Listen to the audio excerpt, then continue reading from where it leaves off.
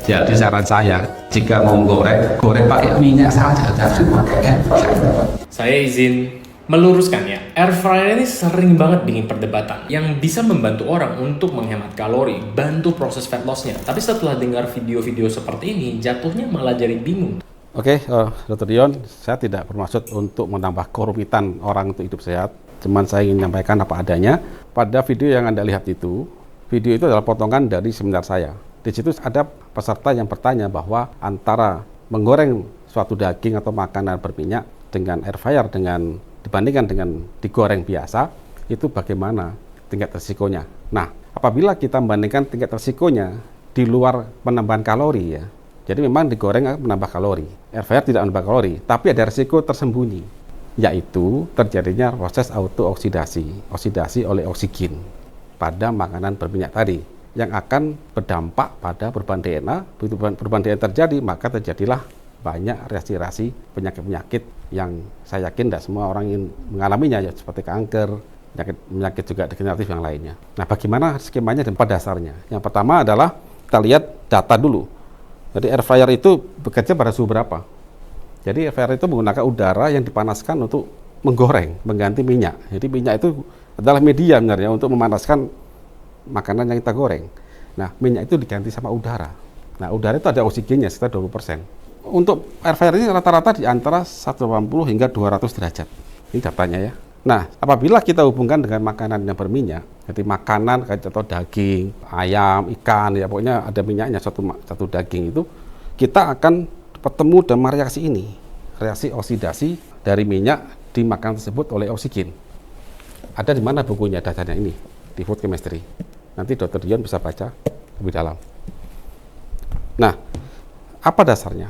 Jadi gini, pada saat ada makanan kita yang mengandung minyak, daging-dagingan itu, kita tidak bisa menggaransi bahwa seluruh minyaknya itu dalam bentuk trigliserid. Karena masih ada sebagian kecil dari minyak dia itu dalam bentuk free fatty acid. Contoh, ya saya contoh aja. Contoh minyak CPO, kelapa sawit yang masih crude, itu masih begitu dipanen dari kelapa sawit, itu punya free fatty acid sekitar 5%. Nah, apabila itu dipanaskan kena oksigen, maka terjadilah reaksi ini. Ketemu oksigen jadi radikal peroksid, nanti endingnya apa? Endingnya adalah zat-zat radikal ini. Zat radikal ini akan bisa masuk ke dalam sel-sel Anda dan merubah DNA Anda. Atau di tengah-tengah darah, dia terjadi inflamasi, men-trigger inflamasi, jadilah plak. Jadi ini yang bahaya tersembunyi dari pemakaian air fryer.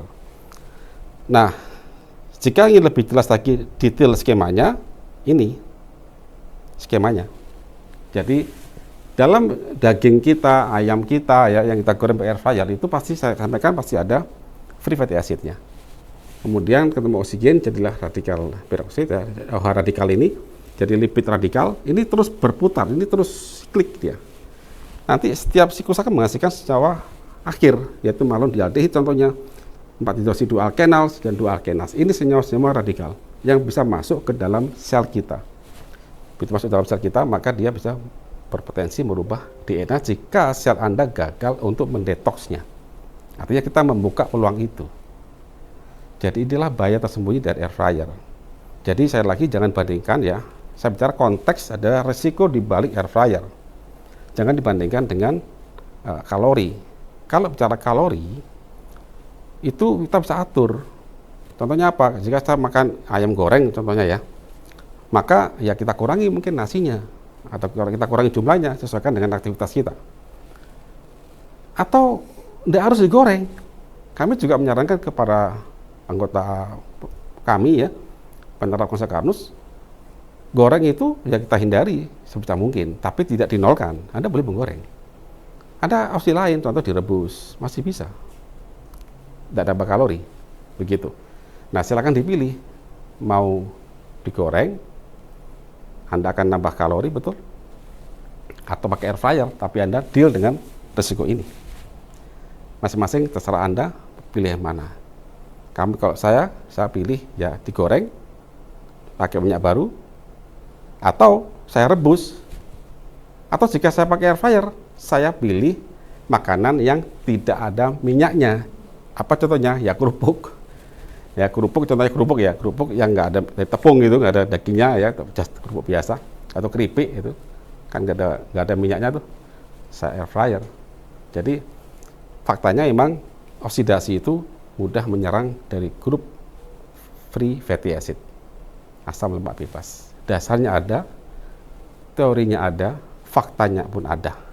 Saya kira demikian, Dr. Dion. Salam kenal dari saya.